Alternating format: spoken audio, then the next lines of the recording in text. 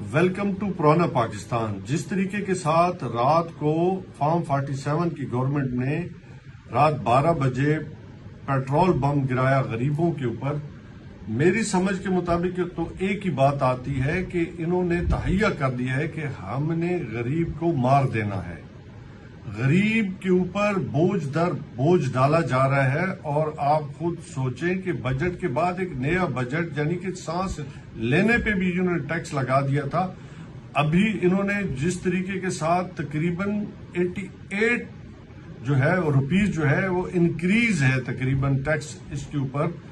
تو اس حالات میں جب پہلے ہی غریب مشکل میں ہیں تو یہ پیٹرول پمپ ان کی زندگیوں کو مزید اجیرن کرے گا۔ عمران خان کی جب گورنمنٹ تھی، ہمارے بھی مشکل حالات تھے، اس وقت ریٹ آپ خود دیکھ لیں، اس وقت پیٹرول اور ڈیزل کی کیا قیمتیں تھی اور آج کیا قیمتیں تھی، لیکن عمران خان کو غریب کا خیال تھا۔